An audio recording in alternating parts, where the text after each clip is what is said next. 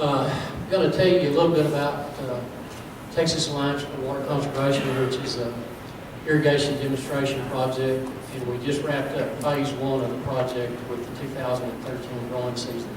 We're funded by the Texas Water Development Board, and we'll start phase 2 with the 2014 project.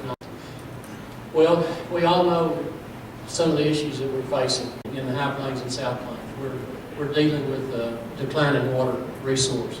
In phase 1, we concentrated our sites in 2 counties, Floyd and Hill County. And as we move into phase 2, the number of counties will be increased by an additional 6 counties. What are we trying to do? Our objective is to demonstrate to producers ways that they can use less water out of Oklahoma aquifer, and at the same time at least maintain profitability, if not enhance profitability, and then identify the effective crop and irrigation systems that allow us to do this. The last one is impact producer decision making. We did a study of the producers in the project, and what we found is one of the sources that producers rely on for information is other producers. But who they rely on the most are people that are in this room, or the consultant. You guys have the ability to impact a lot of growers as far as allowing them to understand water conservation and the efficient use of what water that they have, and how can we translate that into the most yield per increment of water available. In phase 1 of the project, we had 19 producers, 30 sites, approximately 5,000 acres in the project. As we move into phase 2, we'll have 23 producers, 38 sites, and about 6,000 acres involved in the project. And as you saw earlier, it'll encompass initially 8 additional counties, or 8 total counties, and we may add additional sites as we move through phase 2.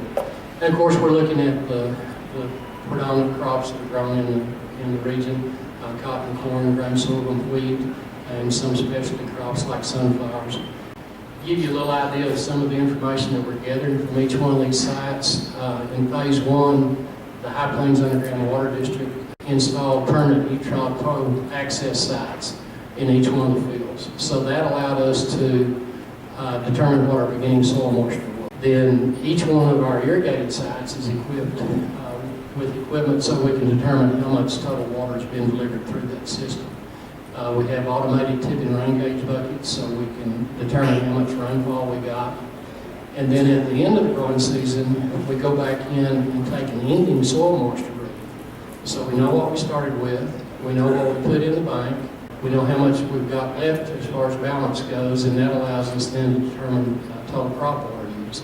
Our pivots have telemetry equipment on them, so if we have multiple crops underneath the pivot, we know how much water went on each one of those crops to allow us to determine crop water use. And we use net irrigate and pivot track for this type of information. Also in 2010, we started looking at the capacitance probes. The other thing, the producers keep very accurate records for us. And so at the end of the growing season, we can look at profitability of each one of the crops, and we can look at profitabilities of the different systems that the producers have put together on these sites. One of the things we do is, other than just looking at net profit or loss on those crops or systems, we look at what the net return per increment of water is, whether that's irrigation water and or rainfall. We look at total water also. And Jeff Pate, J8's, put that economic information together for us, and then it goes to Texas Tech, to Phil Johnson, and he develops the final budgets that we put in our reports. In 2013, with the help of Dr. Craig and Bob Plott, we picked a site south of Lockney on Eddie Teeter's farm, and we had 5 field walks during the growing season, and we tried to pick specific times that the crops that were planted were in critical stages, and each one of these fields had different types of capacitance probes installed in them. Eddie also uses our ET program to help him with his irrigation scheduling. And then we actually went in and probed the soil at each one of these field walks and estimated the amount of water that was available and compared that to the data that we were seeing from the capacitance probes and from the ET probe.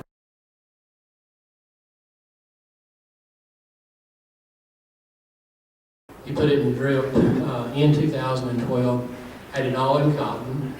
Eddie likes to use high residue rotation crops, and he came to us and he said, I would really like to try to split this up this year between cotton, corn, and grain sorghum. Do I have enough water to do it? He's got 850 gallons per minute, so that's about 1/1800ths of an inch per acre per day. Our plan was to develop a water budget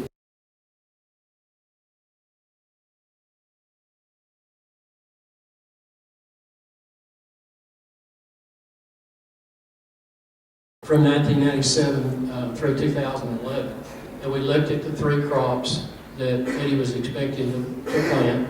We did the calculations, and you can see with a consistent planting date of May 1st for all 3 of those crops, our peak water demand happens at just about the same time for all 3 of them. So what Eddie decided to do was to include grain sorghum in his mix, and he felt like that he had more flexibility as far as a range of planting dates to stagger those peak water demands between the 3 crops he was going to plant. And with Dr. Krug's help, Eddie elected to plant his grain sorghum on June the 15th. So we can see as we move from the 1st of May to the 15th of May to June 1st to June 15th, we move that peak water demand later in the growing season by about 30 days. What we were able to do is we actually terminated, thanks to rainfall, we terminated irrigation on corn. We had finished that crop before we ever got to peak demand on our grain sorghum. So that allowed us some flexibility to try to maximize our yields based on these 3 different crops with the amount of water that we had. This particular slide here shows the sum graph of the capacitance probe that we had in the grain sorghum. And as you can see, the capacitance probes really give us some good information on what's going on below the soil. And we were able to pick up our rainfall events and the irrigations that we made. One of the things that we determined, looking at the capacitance probes in 2013, on that particular site, the majority of the water that we used, that crop used, all 3 crops used, came from the top 36 to 40 inches. So that was the volume of soil that we had to manage to actually have adequate water for the growing season. Give you an idea of kind of how the yields turned out on this in 2013. The grain sorghum was Pioneer 86 G32, averaged 8,816 pounds per acre on 9.3 inches of irrigation, and we were blessed with 13.4 inches of rainfall.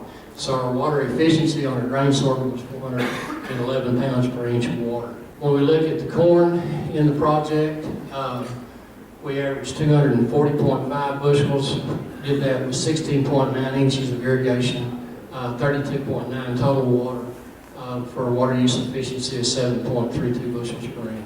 On the cotton, we had FiberMax 2484.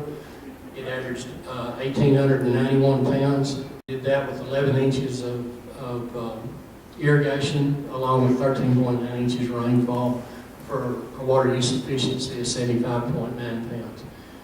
So again, in 2013 on that particular farm, we were blessed with some very timely, effective rainfalls. But again, because of the information that Eddie had to use, he was able to make decisions on when to terminate his irrigation and still reach a good yield goal at the end of the growing season. I'm going to touch on one more site a little bit. This is a pivot of Glen Shores in Hale County. And this particular pivot, he rotates between cotton and seed millet.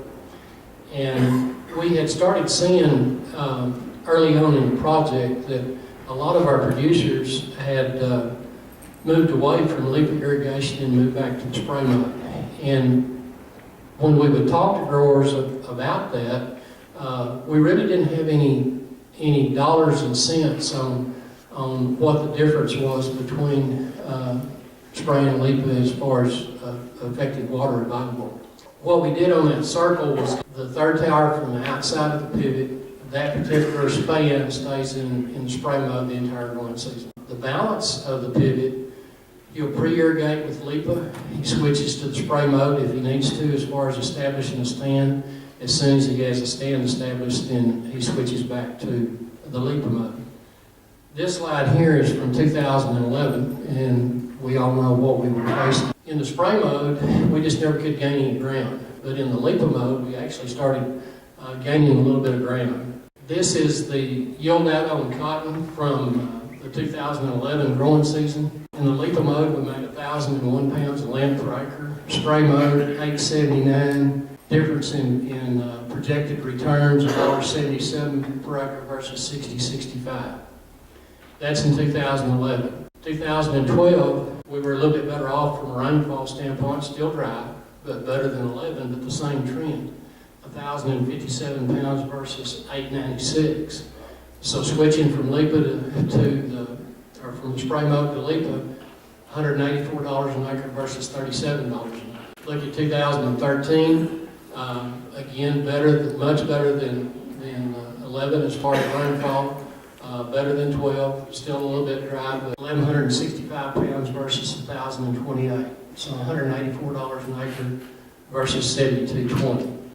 And when we look at, is it worth the trouble to flip those pads from spray back to LIPA, we basically made on a half circle of cotton an extra $6,000 a year by being in the LIPA mode versus the spray mode. Again, the more efficient use of water. These tools are on the web and they're free for you to use. The first is our resource allocation analyzer. This is basically used this time of year as just a planning aid. This particular tool allows a grower to capture those changes in prices, look at different production costs and how much water he's got available to help him generate several what-if scenarios to try to determine what's the most profitable to him. The other tool we have is our ET irrigation scheduler, but it helps a grower to determine and you to determine how much water that crop is actually using on a daily basis. One of the things that we've learned in the TAWC project is we're able to calculate what percent of ET each one of these producers is using on each crop each year.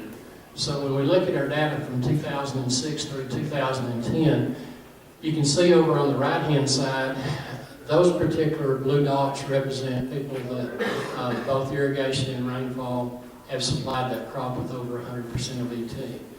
And what I want to show you is that you can look on the left-hand side of that line, and you can see several examples of people that have taken less than 100% of ET and basically had the same yield. So we believe if we're putting on or receiving more than 100% of ET, that's water probably that we're not using as wisely as we should or could. Our ET program, when you go in and set up an account, log in, the first thing you do is you name a farm and the number of fields that are in the farm. Then the next page is this balance track sheet.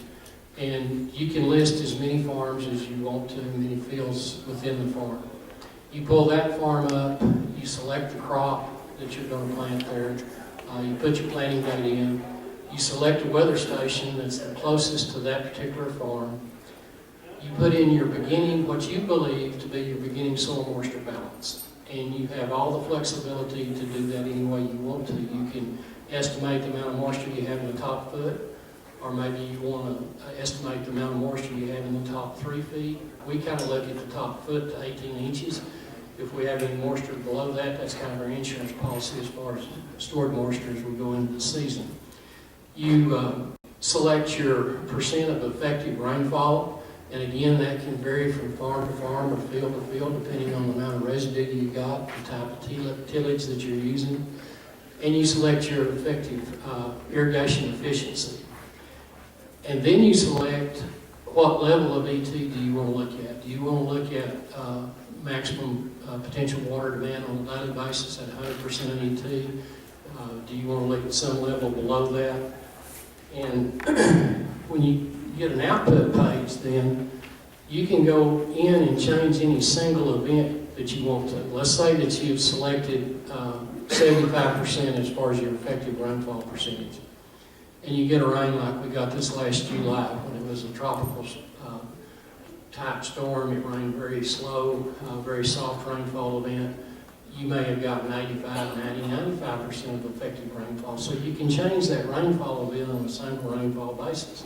You can do the same thing with your effective irrigation. If you switch from spray to LIPA, you're going to increase your effective irrigation. If you want to look at, let's say you set your ET at 70 or 75%, but now you want to look at what the maximum daily water demand is. You can go in and change that percentage on this page, and it will recalculate everything for you at that particular point in time.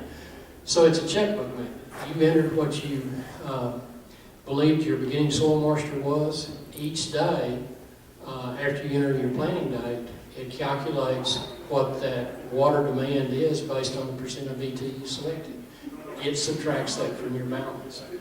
Then if you get a rainfall event, it's going to take that rainfall event that you entered times the percentage of effective rainfall that you entered, and it's going to add it to your balance. It's going to do the same thing with your irrigation. So you've got a lot of flexibility. Then as you make irrigations and receive rainfall, it keeps the total at the top of the page for you. The thing to keep in mind is if you want to keep up with your rainfall on a farm-by-farm basis, whatever weather station you have selected, if that weather station has a rainfall event and you don't, it's going to give you credit for that rainfall event and vice versa. So there's a default there, so you'll have to go in and adjust your rainfall based on what you got. I think maximizing water use efficiency has to be the goal of production agriculture in the High Plains and the South Plains region.